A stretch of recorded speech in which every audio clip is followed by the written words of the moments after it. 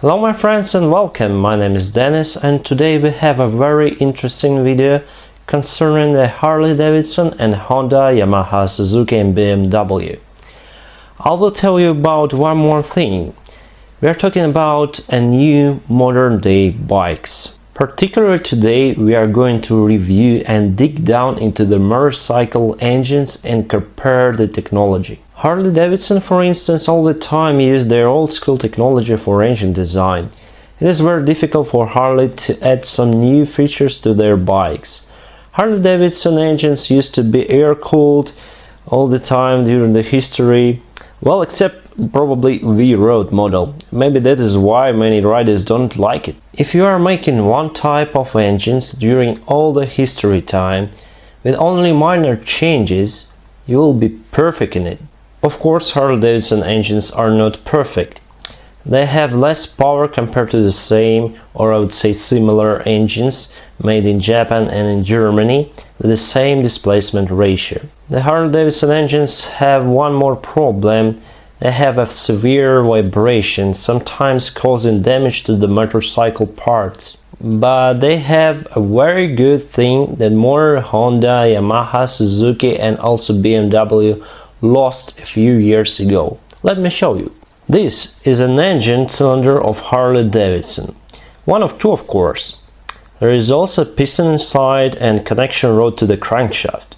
Here you can see all the parts. The piston and cylinder are made from aluminum. Please remind it for future. I just added the piston rings. Usually on modern pistons there are two rings on the top for compression and one on the bottom for the oil removal. Now we need to look a little closer to this particular part, so let's zoom in. Here is a piston wall. Don't forget, it is made from aluminum. And here we have a piston with piston ring. During the engine operation, the piston ring have no contact with cylinder wall because there is an oil between the ring and the wall. Actually, there is a tiny layer, but it's enough to minimize the friction and not damage the engine.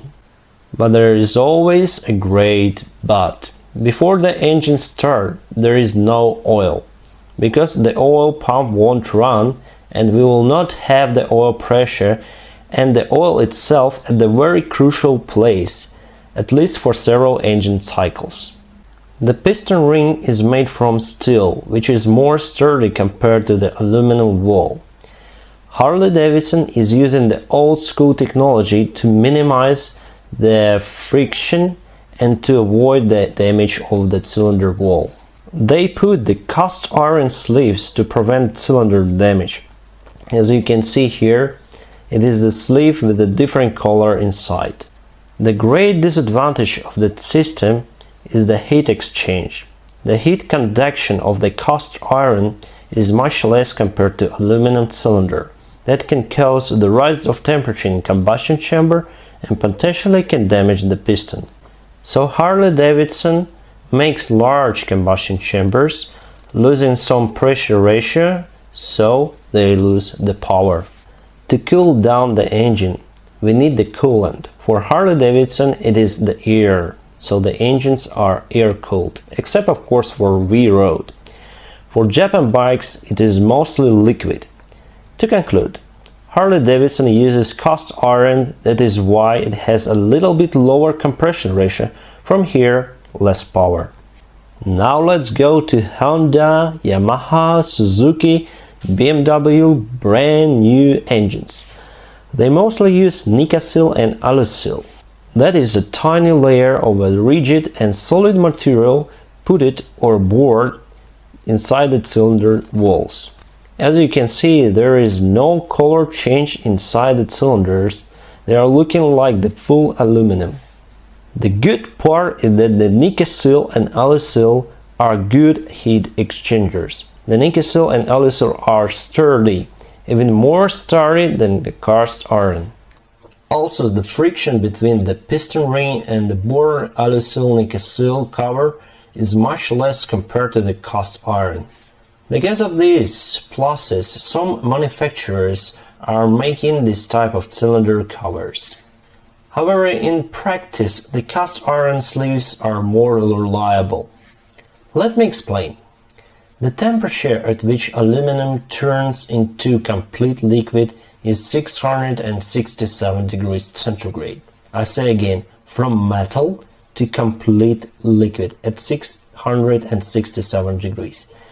But at around 300 degrees centigrade, aluminum molecules become unstable and the hardness of aluminum walls decreases dramatically. There are high temperature and pressure inside the cylinder working area, so at some point the wall can change the shape and you will have this. The Nikasil scratched out by the piston, but the problem lays with the soft aluminum base.